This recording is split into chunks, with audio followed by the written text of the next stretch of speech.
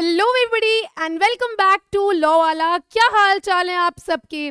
To all the CLAT aspirants, welcome to the law quest batch. आप सभी का स्वागत करती हूँ ओलेट स्पेसिफिक लॉ क्वेस्ट बैच के अंदर। ये हमारी मास्टर क्लास होने वाली है फैमिली लॉ की और लॉ ऑफ टॉट्स की। लॉ ऑफ टॉट्स का जो सब्जेक्ट है ये मैंने आपको नेक्सस बैच में कवर करवाया है। तो वो स्टूडेंट्स जिन्होंने लॉ क्वेस्ट बैच के अंदर एक्चुअली लॉ ऑफ टॉट्स नहीं हो पाया था, तो वो सारे स्टूडेंट्स जो लॉ क्वेस्ट बैच में थे और लॉ ऑफ टॉट्स अभी नहीं जानते, तो आप लॉ ऑफ टॉट्स को मेरे नेक्सस बैच के लेक्चर्स से कवर कर सकते हैं। और फैमिली लॉ के लेक्चर्स मैंने आपको प्रोवाइड किए, मैंने आपको हिंदू लॉ मुस्लिम लॉ पे मैंने आपको टॉपिक समझाए। तो उसी के ऊपर बेस्ड हम आज के सेशन में कुछ क्वेश्चंस को सॉल्व करने वाले हैं, कुछ पैसेजेस को सॉल्व करने वाले हैं। तो आई होप मेरी ऑडियो वीडियो आप सभी को एकदम क्लियर होगी। और without any further ado let us just start of with today's session. And I am also hopping कि आपकी पढ़ाई बहुत अच्छी चल रही होगी, आपकी तैयारी बहुत अच्छी चल रही होगी, everything is going absolutely fit and fine. So on this note let us just start of with today's session. तो सबसे पहले जैसे मैंने आपको बताया, हम लोग पैसेजेस देखने वाले हैं लॉ ऑफ टॉट और फैमिली लॉ के। लॉ ऑफ टॉट और फैमिली लॉ मैं आपको बता दूं, दोनों ही बहुत बहुत बहुत इंपॉर्टेंट सब्जेक्ट्स हैं। चाहे आप क्लैट की बात कर लीजिए, चाहे आप एलिट की बात कर लीजिए, चाहे आप ओलिट्स की बात कर लीजिए। ये एक ऐसे सब्जेक्ट्स हैं जिनसे क्वेश्चन पूछा जाता है। टॉट बहुत ही इंटरेस्टिंग है, फैमिली लॉ से भी ज़्यादा इंटरेस्टिंग है। तो दोनों सब्जेक्ट्स को आप ओलेट्स बैच जो हमारा क्वेस्ट बैच था उससे भी कवर कर सकते हैं और हमारे नेक्सस बैच से भी कवर कर सकते हैं। वो सारे स्टूडेंट्स जो नेक्सस बैच के हैं, आप भी इन क्वेश्चंस को जरूर अटेम्प्ट करिएगा, जरूर लगाइएगा। चलिए, सबसे पहला पैसेज देखेंगे। मैं पूरा पैसेज रीड नहीं करने वाली आपके लिए, ठीक है? आपके ऊपर है, आप इसको रीड आपको करना है। तो यहाँ पे क्वेश्चन देखिएगा, क्वेश्चन देखिएगा। ऑन 7 मई 2020 मेजर लीकेज हुआ था स्टीरीन गैस का, और 2020 का इशू था। Reported from the plastic manufacturing plant LG Polymers located on the outskirts of Visakhapatnam city. Accident took place when cooling system of polymer plant got clogged. फंस गया था उसके अंदर क्योंकि फैक्ट्री वर्कर्स की मिसमैनेजमेंट थी और इस वजह से पूरी सिटी एक गैस चैम्बर बन गया था। Gas which leaked was styrene gas, which is a hazardous chemical under Rule 2E plus Entry 583 of Schedule 1. ये शेड्यूल्स दिए जाते हैं कि भाई इसके अंदर अगर आप आओगे तो इसका मतलब आप एक हजार्डस सब्सटेंस को यूज कर रहे हो अपनी फैक्ट्री के अंदर। Hazardous substance is some kind of substance which endangers a human life, जो डायरेक्टली एक ह्यूमन लाइफ के ऊपर नुकसान पहुंचाए, उसकी जान को नुकसान हो, उसको डायरेक्टली जान का नुकसान हो सकता है उस पर्टिकुलर सब्सटेंस से। तो हम लोग कुछ प्रिंसिपल्स के बारे में देखने वाले हैं इस पैसेज के अंदर। प्रिंसिपल 1 यहाँ पे बात कर रहा है पोल्यूटर पे प्रिंसिपल की। किसकी बात कर रहा है? पोल्यूटर पे प्रिंसिपल की। द डॉक्ट्रिन ऑफ पोल्यूटर पे principal is a well established principle of environmental law which places an obligation of compensating the damage to people who ought to reimburse it and also have the capacity to disperse it. तो यहाँ पे polluter play principle क्या कहता है कि environmental law के अंदर ये ऑब्लिगेशन होता है कि जो भी डैमेज आपने कॉज किया है लोगों को, आपने जो भी डैमेज कॉज किया है लोगों को, वो आप कॉम्पनसेट करेंगे उस डैमेज जो भी नुकसान उनको हुआ है, और आपके पास कैपेसिटी है, आपके पास इतना पैसा है, इकोनॉमिकली आप साउंड हो कि आप उसका पैसा दे सकते हो। पोल्यूटर यानी कि whosoever is the polluter, वो आदमी जो पोल्यूशन कॉज कर रहा है वो क्या हो जाएगा? वो पोल्यूटर हो जाएगा। जो आदमी पोल्यूशन कॉज कर रहा है वो पोल्यूटर हो जाएगा। और पे मतलब पेमेंट आपको करना है जो भी आपने नुकसान कॉज किया है, ठीक है? उसके बाद आगे आइए। प्रिंसिपल एक्सप्लिसिटली अफर्म करता है कि वो बंदा जो डैमेज या डिस्ट्रक्शन एनवायरनमेंट में कॉज करता है, ये उसका ऑब्लिगेशन है कि आप खर्चा पानी जो एनवायरनमेंट को नुकसान पहुंचाया उसका आपको उठाना पड़ेगा। In Enviro Legal Action versus Union of India, case देखिएगा, Enviro Legal Action versus Union of India, the apex court that is the Supreme Court ने कहा कि जो पोल्यूटर है ये लीगली रिस्पॉन्सिबल है, उसकी जिम्मेदारी है कि ये रीइम्बर्स करे उस बंदे को जिसने सफ़र किया हुआ है। ठीक है। दूसरा दोस्तों जो प्रिंसिपल है वो स्ट्रिक्ट लायबिलिटी का प्रिंसिपल है। किसका है? स्ट्रिक्ट लायबिलिटी का प्रिंसिपल है। The principle of strict liability 1868 Rylands versus Fletcher, 1868 Rylands versus Fletcher case, जहां पे कोर्ट ने कहा कि कोई भी पर्सन जो अपनी लैंड को अननेचुरल तरीके से यूज कर रहा है, जो अपनी जमीन को अननेचुरल तरीके से यूज कर रहा है और अपनी जमीन पे कोई हजार्डस सब्सटेंस को रखता है, अपनी जमीन पे कुछ हजार्डस सब्सटेंस रखता है, उसको यहाँ पे लाइबल ठहराया जाएगा स्ट्रिक्ट लाइबिलिटी के प्रिंसिपल में। अगर उसने कुछ डैमेज कॉज किया जब ये जो हजार्डस चीज है ये उसकी जमीन से एस्केप करती है, जैसे मान के चलिए कोई हजार्डस केमिकल है, वो बह के निकल जाता है, जब बहता है तो जहां जहां जाता है वहां वहां पोल्यूशन कॉज करता है, हजार्डस सिचुएशन कॉज करता है, तो ये आप स्ट्रिक्ट लाइबिलिटी के अंदर पकड़ लिए जाओगे। However, the person liable only when there is a non-natural use. उसको तभी यहाँ पे जिम्मेदार या लाइबल ठहराया जाएगा जब वो अपने लैंड का नॉन नेचुरल यूज कर रहा है। यानी कि एक लैंड का नेचुरल यूज क्या है? खेती बाड़ी करना। एक लैंड का नेचुरल यूज क्या है? बिल्डिंग कंस्ट्रक्शन करना। ये सारे नेचुरल यूज हैं। लेकिन non natural use of land, मान के चलो तुम एकदम केमिकल से भरपूर कोई इंडस्ट्री बना ले रहे हो, ओपन इंडस्ट्री है, रेसिडेंशियल एरिया में तुम ऐसा कोई काम कर रहे हो, तो ये नॉन नेचुरल यूज के अंदर आ जाएगा। ठीक है। Non natural use of land, the principle also restricts liability when the escape is due to an act of strangers, act of God, for example natural calamity, due to the person injured, और when it happens with the consent of the person injured with statutory authority. तभी जिम्मेदार ठहराया जाएगा जब non natural use of land होगा। Principle liability आपकी restricted रहेगी, यानी कि आपको लाइबल तब ठहराया नहीं जाएगा जब किसी और के वजह से ये एस्केप हो गया, या कोई ऊपर से मान के चलो बरसात हो गई और वो फट गया, वो इलेक्ट्रिकल कुछ इशू हुआ और वो पूरा आपका यूनिट फट गया, उससे नुकसान कॉज हुआ लोगों को, तो उन मामलों में आपकी स्ट्रिक्ट लाइबिलिटी अराइज नहीं होती है। ठीक है, आगे आइए। लास्ट प्रिंसिपल है एब्सोल्यूट लाइबिलिटी का। स्ट्रिक्ट लाइबिलिटी से एक स्टेप अहेड होती है एब्सोल्यूट लाइबिलिटी। मैंने क्या कहा? मैंने कहा स्ट्रिक्ट लाइबिलिटी से एक स्टेप अहेड होती है absolute liability. Absolute liability strict liability का और खतरनाक फॉर्म है, as it is devoid of any exception. इसके अंदर कोई एक्सेप्शंस नहीं होते हैं।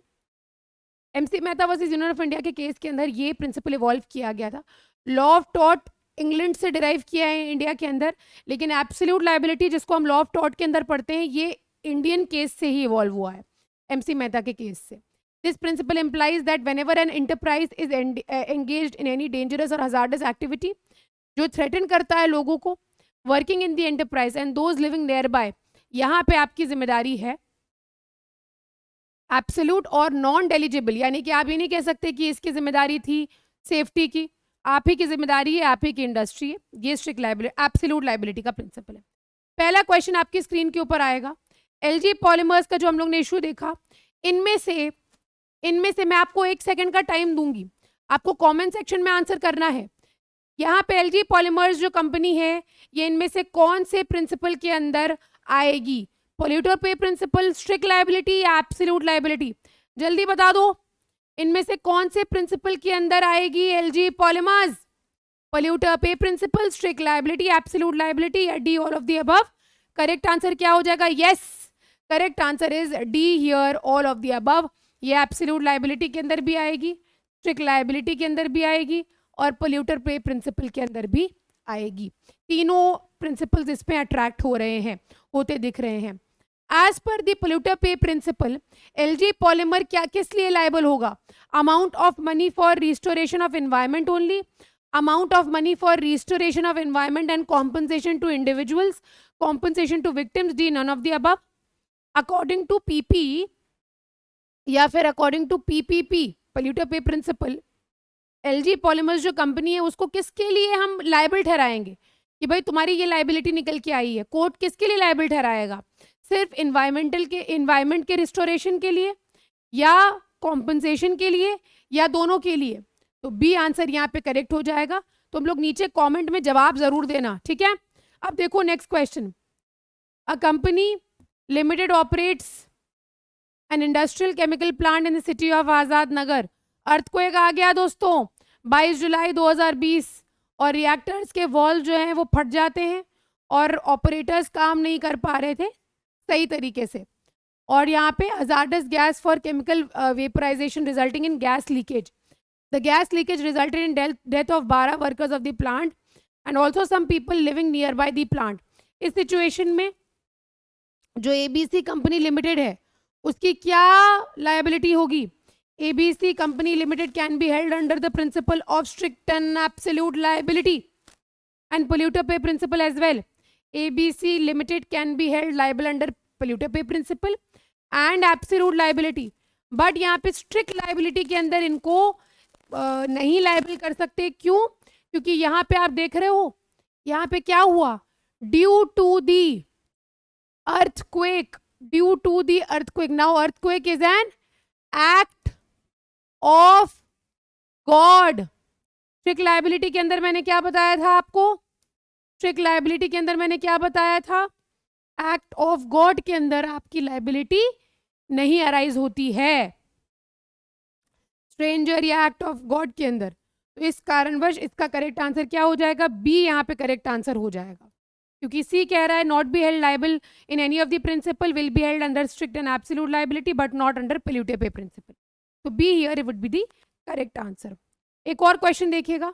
The argument LG polymers that they did not know that styrene gas could leak.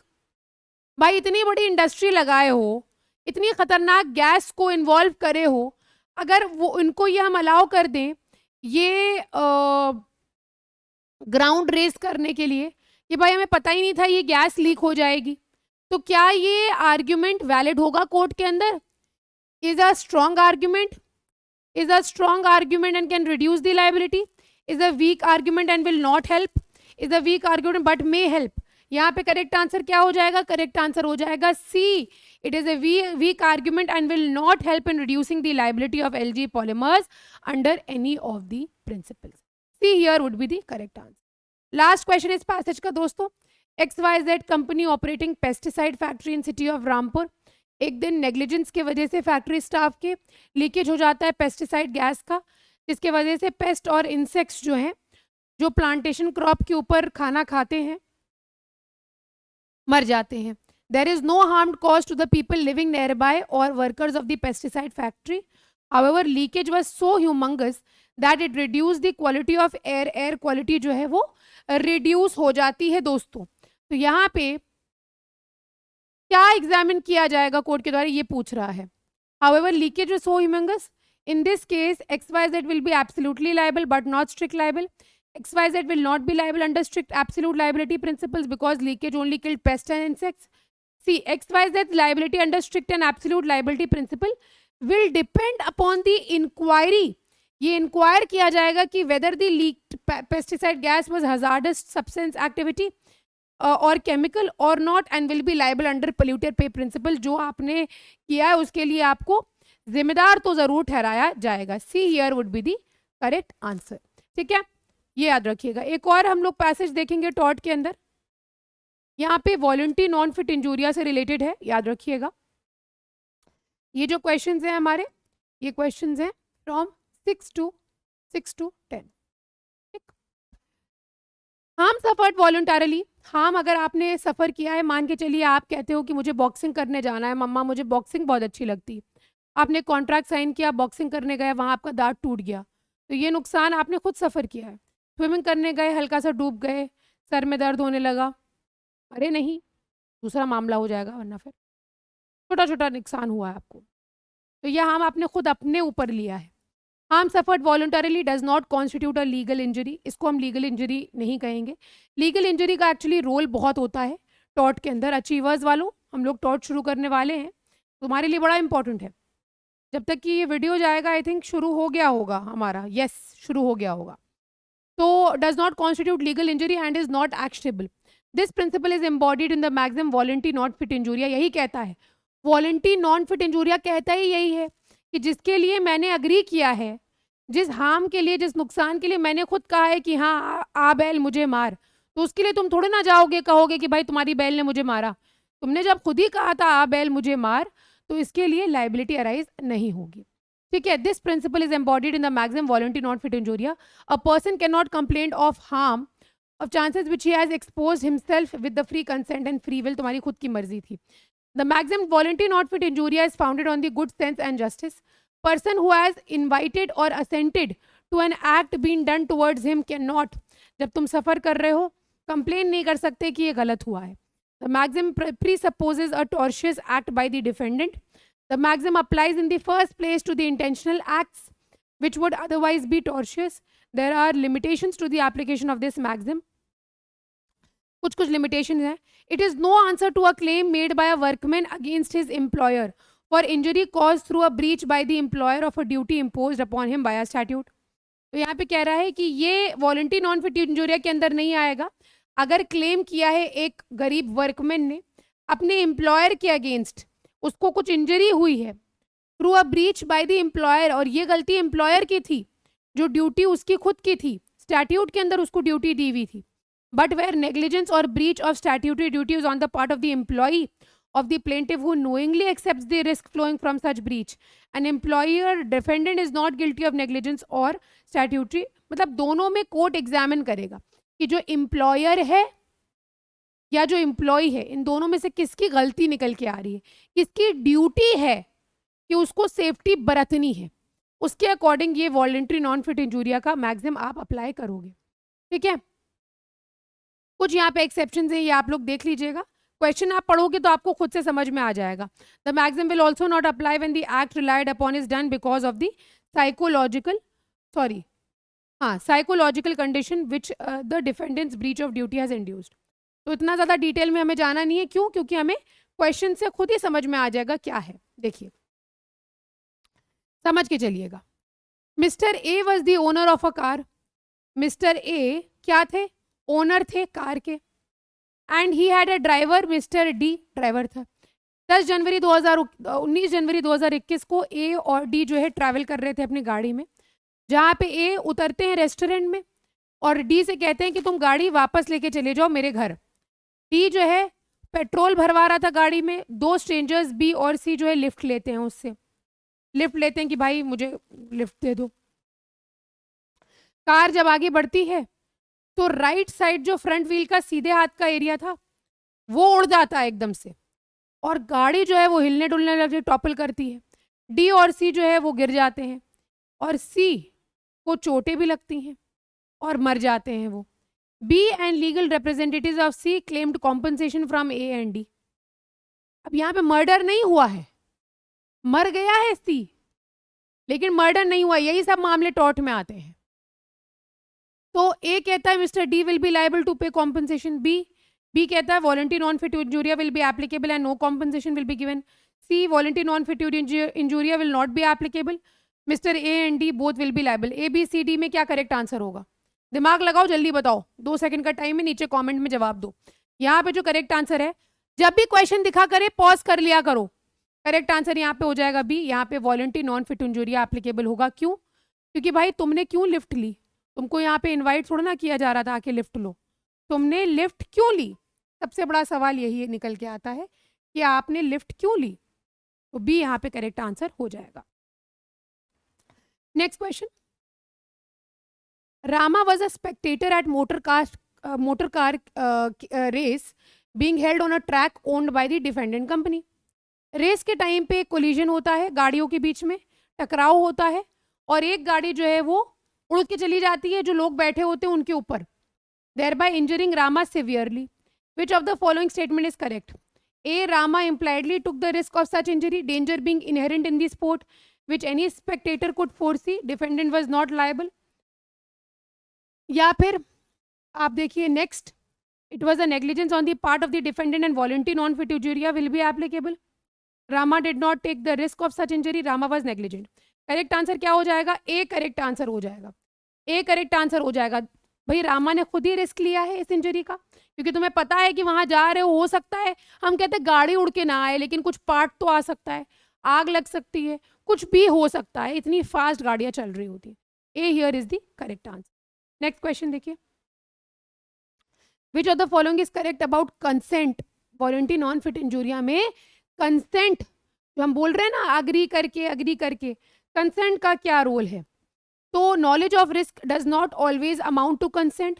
knowledge of risk does not precede consent, knowledge of risk always amount to consent, mere perception of existence। पहले इसको समझ लो, consent यहाँ पे क्यों हम लोग बात कर रहे हैं।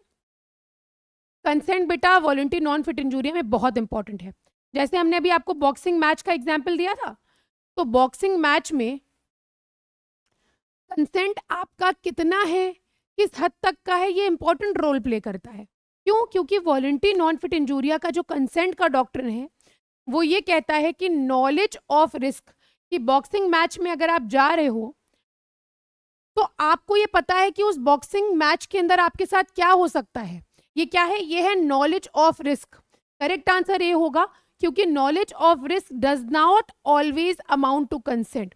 जैसे मान के चलो तुम्हारा दोस्त है, तुमने कहा भाई चलो साइकिल चलाते हैं, आज ऊपर चढ़ते हैं पहाड़ी में। अब पहाड़ी में गए, पहाड़ी से वो गिर गया, बहुत चोटिल हुआ, तो ये क्या था? नॉलेज ऑफ रिस्क था। लेकिन हम ये नहीं कह सकते कि वो जो लड़का गिरा उसने गिरने का कंसेंट दिया। हर मामले में ये नहीं होता है। ये क्वेश्चन ये पूछना चाह रहा है बच्चा लोग, ठीक है। चलो नेक्स्ट क्वेश्चन पे आओ। Lily had placed spring guns in wood on her ground for protection of the garden. Karan को पूरी नॉलेज थी कि वहां पे स्प्रिंग गन्स हैं वुड में। Trespassed on the land of Lily and he was injured. अब इनमें से कौन सा करेक्ट स्टेटमेंट होगा? A, Lily will be liable to pay compensation to Karan.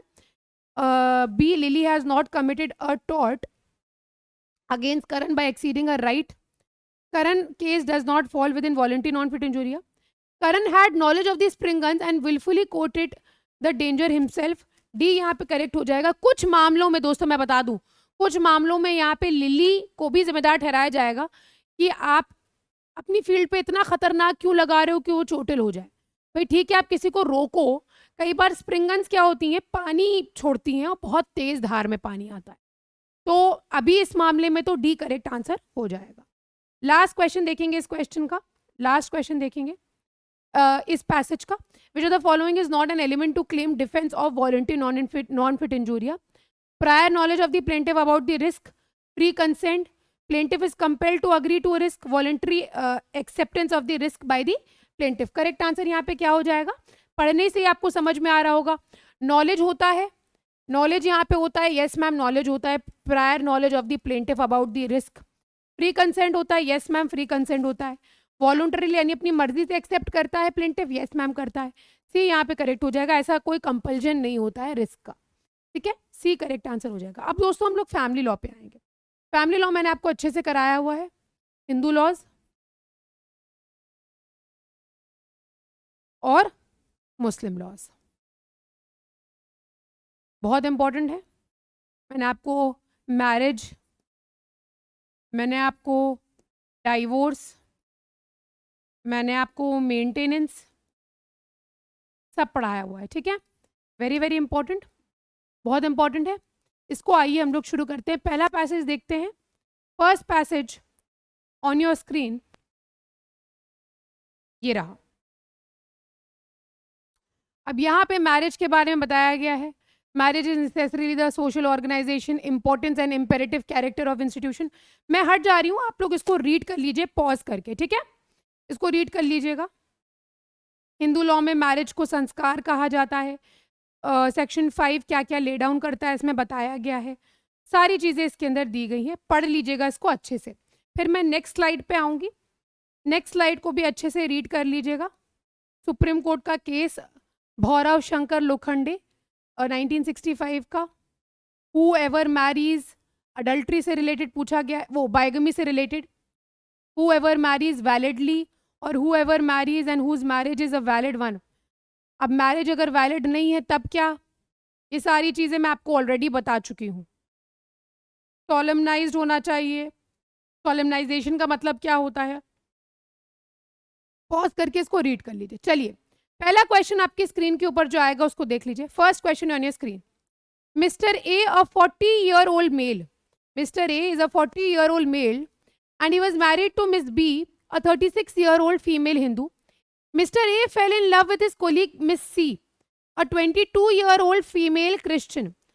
8 April 2020 Mr. A declared Miss C as his wife in front of all colleagues, family members, relatives. इन facts पे क्या liability होगी mister A की? A, mister A is not liable for the offence of bigamy as Miss C is a Christian. B, Mr. A is liable for the offense of bigamy as mere declaration also amounts solemnization. C, Mr. A is not liable for the offense of bigamy as he has not solemnized his marriage. शादी क्या हो गई? सिर्फ colleagues के सामने कह देने से ये मेरी पत्नी है कि शादी हो गई? सी यहाँ पे दोस्तों करेक्ट आंसर हो जाएगा, सोलमनाइजेशन ही नहीं हुआ। अब इसी सोलमनाइजेशन के ऊपर आपको जवाब देना है कि what is solemnisation according to you. पढ़ लो। Which of the following statements correctly expresses the interpretation of the word solemnise under the Hindu law? A, solemnisation means celebrating marriage with proper customary rites and ceremonies. It includes promising each other, not necessary in modern marriages, mere formal practice. यहाँ पे correct answer क्या हो जाएगा? Yes, A here is the correct answer. Celebrating marriage with proper customary rites, ceremonies, जो भी रीति रिवाज है उनसे शादी होती है जब, क्या कहा जाता है? उसको कहा जाता है solemnization. ठीक है, चलिए नेक्स्ट क्वेश्चन पे आ जाइए। नेक्स्ट क्वेश्चन जो हम लोग देखेंगे वो है, विच of the following is not correct regarding the law of monogamy among the Hindus? A, monogamy is a union of man and women which provides their relation. B, monogamy as a law was abolished after 1955. C, second marriage during subsistence of first valid marriage is void. D, if a husband solemnizes a second marriage during subsistence of first marriage, it is not an offense. However, it is an offense if wife commits the same act. Correct answer यहाँ पे क्या है? What is the correct answer of this question? बताइए। Monogamy is a union of man and woman which provides their relation, a social and legal recognition. Monogamy as a law was abolished after 1955. C, second marriage during subsistence of first valid marriage is void. या D, अगर कोई husband दूसरी marriage करता है, पहली marriage है, ये एक ऑफेंस नहीं होगा। However, ये ऑफेंस होगा अगर वाइफ जो है सेम एक्ट कमिट करती है। तो यहाँ पे करेक्ट आंसर क्या होगा? नॉट करेक्ट पूछा जा रहा है, नॉट करेक्ट पूछा जा रहा है। और आपको यहाँ पे याद ये रखना है कि मोनोगमी 1955 के एक्ट के बाद अबॉलिश नहीं हुई थी, तो एक तो ये हो जाएगा बी। डी भी मुझे करेक्ट लग रहा है, तो यहाँ पे दो आंसर्स करेक्ट हो जाएंगे। If husband solemnises a second marriage और एक फर्स्ट मैरिज है, ये ऑफेंस नहीं है। However, it is an offense अगर वाइफ कमिट कर रही है, नहीं, ऐसा नहीं है। तो इनमें नॉट करेक्ट में दो आ जाएंगे, इसको एक बार चेक कर लेंगे हम लोग, बच्चा लोग। ठीक है, ये तो करेक्ट है और ये भी करेक्ट है, ये सेकंड मैरिज वाला जो है। ए और बी करेक्ट है, बी और डी में कंफ्यूजन है, इसको एक बार चेक कर लें। फिर नेक्स्ट आ जाओ। On the basis of section 13 of Hindu marriage act which of the following statement does not relate to the remedy? किससे? 13 से रिलेटेड है, यानी कि हम लोग यहाँ पे बच्चा लोग किसकी बात कर रहे हैं? डाइवोर्स की बात कर रहे हैं। ठीक है, देखो, the object of section was to provide an opportunity to the wife in form of remedy of divorce. The introduction of this ground of divorce is unnecessary as it disturbs the sanctity of marital institution. A remedy is only available under this section if the husband has the other wife living.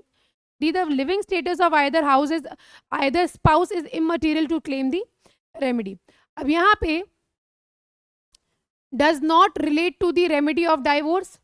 The introduction of this ground of divorce is unnecessary as it disturbs the sanctity of marital institutions.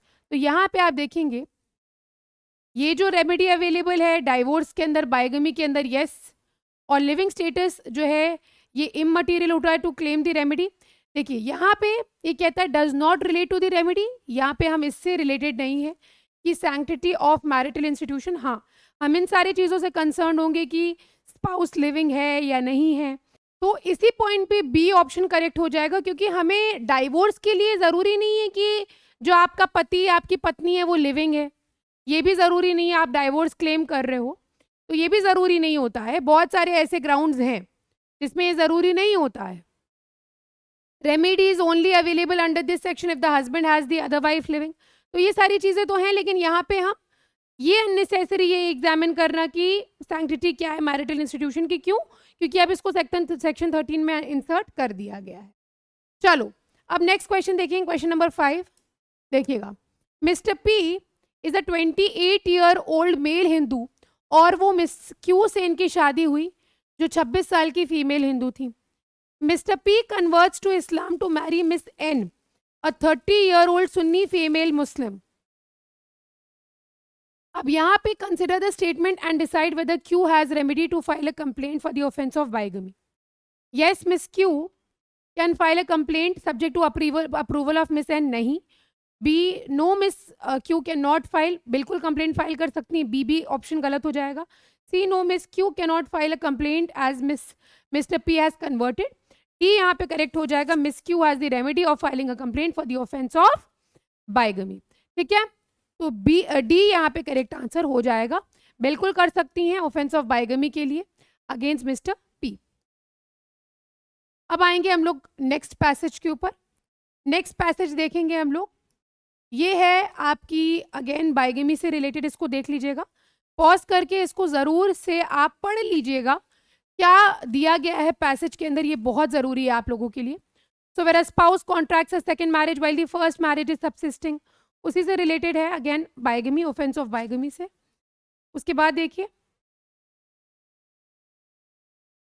ठीक है, इसको read कर लीजिएगा। पहला question देखिए, Mr. A, a Hindu male, has been married to Miss B, a Hindu female. The marriage was solemnized as per the Hindu rites and ceremonies. After his marriage to Miss B, Mr. A underwent religious conversion हो गया इनका X religion में, जो 2 wives के लिए permit करता है। Thereafter, Mr. A got married to Miss C, a female belonging to the religion X, in compliance of all legal requirements. अब यहाँ पे कौन सा स्टेटमेंट ट्रू है?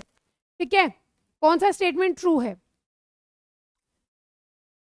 As Mr. A married Mrs. C, the marriage of Mr. A and B has become invalid.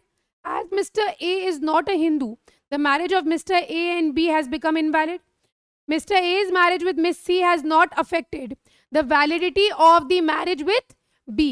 तो यहाँ पे इनके साथ शादी होना कोई असर नहीं डालेगा विद मिस बी। मैंने आपको बताया था कि अगर कन्वर्जन का ग्राउंड अलाउ किया जाएगा तो पहली पत्नी को ही नुकसान होगा।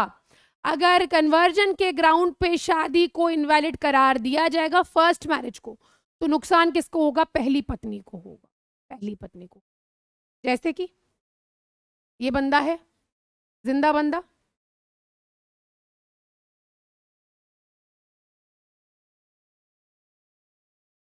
ठीक, पहले शादी इनसे हुई थी, पहले शादी इनसे हुई थी, अब इनसे इनका भिड़ गया मामला तो इनसे शादी हो गई। तो अगर कन्वर्ट होके इन्होंने इनसे शादी करी कन्वर्ट होके, और कन्वर्जन जैसी हो गया इनसे शादी इनवैलिड अगर करार दोगे तो बेटा नुकसान इसी को होगा, यही रोगी लाल लाल आंसू यही रोएगी। तो इस ग्राउंड पे बेटा कन्वर्जन ऑटोमेटिकली पहली मैरिज का डिसोल्यूशन नहीं माना जाता है। चलो नेक्स्ट क्वेश्चन पे आ जाओ। Mister A, Hindu male, has been married to miss B, a Hindu female. Their marriage was solemnized. ठीक है, after his marriage to Miss B, Mr. A underwent religious conversion, which legally permits 2 wives. Thereafter, Mr. A got married to Miss C, female belonging to religion X, in compliance with all legal requirements. Miss B filed a criminal complaint against Mr. A for committing the offense of bigamy. In a given situation, कौन सा statement जो है दोस्तों true होगा? समझ लो इसको। Mr. A is liable to be punished according to Hindu law. Mr. A is liable to be punished according to penal law. A has not committed. Correct answer क्या हो जाएगा? डी हो जाएगा। दोनों लॉज के अंदर इसको पनिश किया जाएगा बाइगमी के लिए। चलिए आगे आ जाइए, नेक्स्ट क्वेश्चन देखिए। Mister A, Hindu male, has been married to, similar question है। द मैरिज, बस यहाँ पे क्या है? The marriage was not solemnised as per Hindu rites and ceremonies or any other custom, but was performed by seeking blessings of their family members. After his marriage to Miss B, Mr. A underwent religious conversion into religion X, convert हो जाते हैं, दूसरे से शादी कर ली इन्होंने। अब यहाँ पे कौन सा स्टेटमेंट ट्रू है? A, Mr. A has committed the offense of bigamy because he married again. B, Mr. A has not committed the offense of bigamy because first marriage was not valid. The offense of bigamy because he underwent religious conversion. Has not committed the offence because second marriage is not valid. B यहाँ पे correct answer हो जाएगा। पहली शादी ही valid नहीं थी, clearly लिखा हुआ not solemnised act according to the Hindu rites and ceremonies. ठीक है, ये क्लियर हो गया होगा क्वेश्चन पढ़ते ही। ठीक है, वैलिड होना बहुत जरूरी है मोनोगेमी के लिए। एक और क्वेश्चन देखेंगे। Mister A, a male belonging to religion P has been married to miss B, a female belonging to religion P. The marriage was solemnized in compliance with all legal requirements contracting a valid marriage. Monogamy is espoused as a cherished value by the followers of religion P and provided as a precondition होना चाहिए। उसकी शादी के बाद mister B, mister A underwent religious conversion into religion Q which legally permits कि आप 2 शादियां कर सकते हैं। देयर आफ्टर मिस्टर ए जो है सी से भी शादी कर लेते हैं। अब यहाँ पे मिस बी जो है पहली वाइफ जो है इनकी, वो क्रिमिनल कंप्लेंट फाइल करती हैं। अब इसके अकॉर्डिंग करेक्ट आंसर क्या होगा ये देखते हैं। पूरी खिचड़ी पकी हुई है ये, वो गरम मसाला मूवी नहीं है, वैसा ही कुछ सिचुएशन लग रही है। Mister A has committed bigamy according to the Hindu law relating to marriage. Mister A has committed bigamy according to penal law of India, according to law relating to marriage of religion P. तो यहाँ पे जो correct answer हो जाएगा वो D हो जाएगा। P यहाँ पे अफेक्टेड पार्टी है अकॉर्डिंग टू द पी, ये हियर। तो हेंस करेक्ट आंसर क्या हो जाएगा, डी हो जाएगा दोस्तों। चलो आगे आ जाओ। विच of the following statement is incorrect. ये देखना बहुत जरूरी होता है, करेक्ट पूछा गया है या इनकरेक्ट पूछा गया है, करेक्ट पूछा गया है या इनकरेक्ट पूछा गया है। Marrying again during life time of a husband और wife is a precondition for performing a valid Hindu marriage. B. Religious conversion is not a defense for offense of bigamy. Religious conversion is not an offense for bigamy. उसके बाद bigamy is not an offense under the penal law of India. The offense of bigamy can be committed according to the provisions of Hindu law relating to marriage. तो यहाँ पे correct answer क्या हो जाएगा, marrying again during the lifetime of husband or wife is a precondition for performing a valid Hindu marriage. क्या ये correct है? नहीं, ये इनकरेक्ट है। ठीक है, ये इनकरेक्ट है कि भाई प्री कंडीशन का मतलब क्या होता है, इसका होना एसेंशियल है। क्या marrying again during the life time of husband और वाइफ ये प्री कंडीशन है? क्या ये एसेंशियल है? नहीं, तो ये इनकरेक्ट हो जाएगा। दोस्तों लास्ट पैसेज देखेंगे हम लोग, लास्ट पैसेज हम लोग देखेंगे, ये रहा। Special marriage to different religions under the special marriage act 1954। पढ़ लेना बेटा इसको रोक के, चलिए इसको भी रोक के पढ़ लीजिए। 6 months after the presentation of such petition but not later than 18 months, 6 to 18 months का वेटिंग पीरियड होता है ना बेटा, वो दिया गया है। चलो पहला क्वेश्चन देखो, ये कोर्ट से रिलेटेड है बेटा, थोड़ा प्रैक्टिकल है ये। Miss A a Hindu female and mister B a Christian male got married as per the special marriages. 21 में क्या हुआ, जॉइंटली एक पिटिशन उन्होंने दिया म्यूचुअल कंसेंट का डिस्ट्रिक्ट कोर्ट के सामने कि भाई अब ये मेंटल क्यूरिटी की वजह से एक साथ नहीं रह सकते हैं and they have mutually agreed that the marriage should be dissolve. इस सिचुएशन में कौन सा स्टेटमेंट जो है दोस्तों करेक्ट होगा, इसमें से कौन सा करेक्ट होगा देख लीजिएगा। The district court shall pass a decree of divorce with in 6 months। The district court shall pass a decree of divorce after 18 months। The district court shall not immediately pass a decree bye mutual consent. तो immediately pass नहीं करेगा, ये basic जो है correct answer हो जाएगा। The district court shall immediately pass a decree, तो immediately pass नहीं करेगा। और shall pass a decree within 6 months नहीं, shall pass a decree after 18 months नहीं, तो करेक्ट आंसर क्या हो जाएगा, सी हो जाएगा। 6 to 18 months यानी कि 6 महीने से पहले पास नहीं करता है, 18 months के बाद नहीं करता है, तो ये टाइम पीरियड है अकॉर्डिंग टू द पैसेज। चलो mister A a Hindu male and mister B a Christian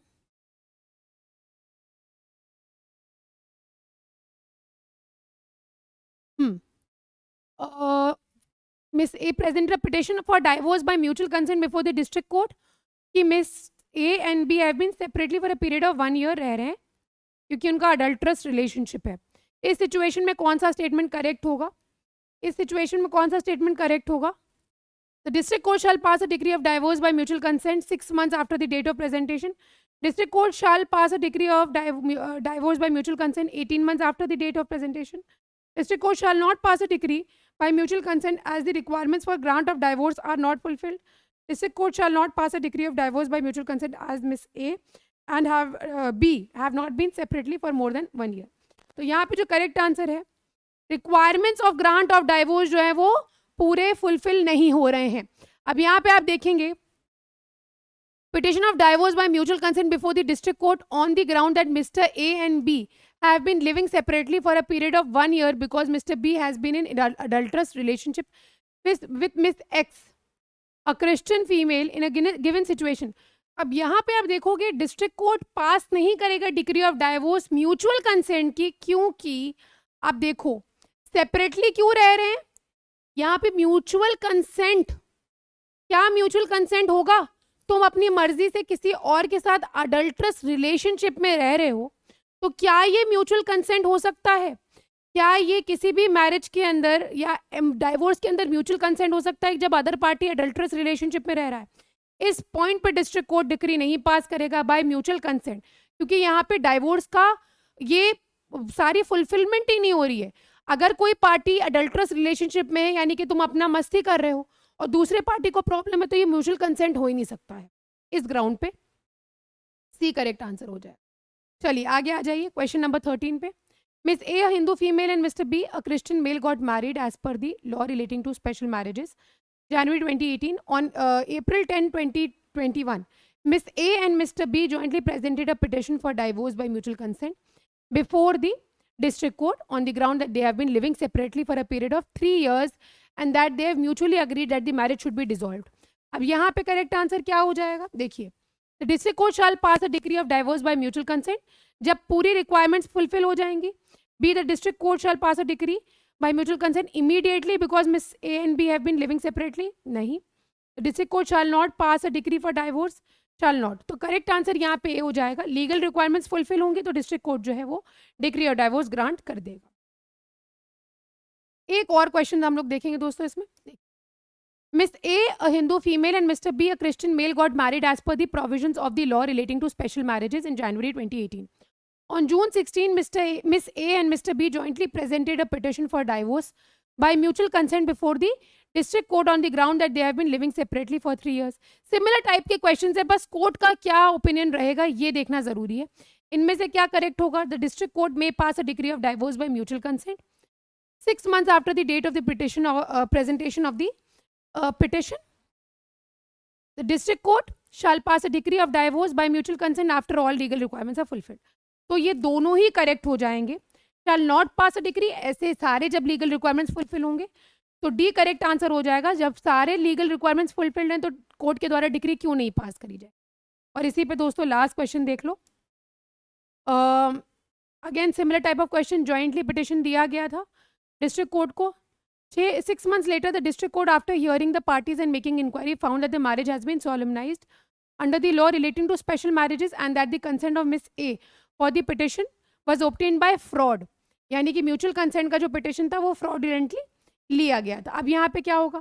the district court shall pass a decree of divorce by mutual consent because the legal requirements are fulfilled. District court shall pass a decree because the marriage has been solemnized. C, the district court shall not pass a decree of divorce because there was no mutual consent, and shall not pass because Miss A has not been punished for fraud. Correct answer क्या होगा यहाँ पे? C correct answer होगा, क्योंकि mutual consent ही present नहीं है। और इसी के साथ हमने अपना ये बैच ओवर कर लिया है। ओलेट लॉ क्वेस्ट बैच में जितने भी बच्चे थे उनके लिए ये है कि आप ज़्यादा से ज़्यादा रिविजन करें जो सारे कॉन्सेप्ट आपको पढ़ाए गए हैं, चाहे जूही मैम ने पढ़ाए हों, चाहे मानसी मैम ने पढ़ाए हों, चाहे मैंने पढ़ाए हों, प्रखर सर ने पढ़ाए हों। आपका रिवीजन बहुत ज़रूरी है एग्ज़ाम क्रैक करने के लिए और उस लेवल पे पहुंचने के लिए जिसका आप ड्रीम देख रहे हो। इसी नोट पे बच्चों मैं आज का क्लास एंड करूंगी, but definitely free of cost हमारे बहुत सारे बैचेस अभी आएंगे यूट्यूब पे, तो आपसे रिक्वेस्ट है कि आप उसको ज्वाइन करिएगा और बहुत सारा कंटेंट जो है आप लीजिएगा ताकि आप उस मुकाम पे पहुँचें जिसका आप ख्वाब देख रहे हैं। Ending today's class, but on the note that we will meet again. तब तक के लिए अपना पढ़ाई करते रहिए, ध्यान रखिए guys, take care, keep revising and good bye.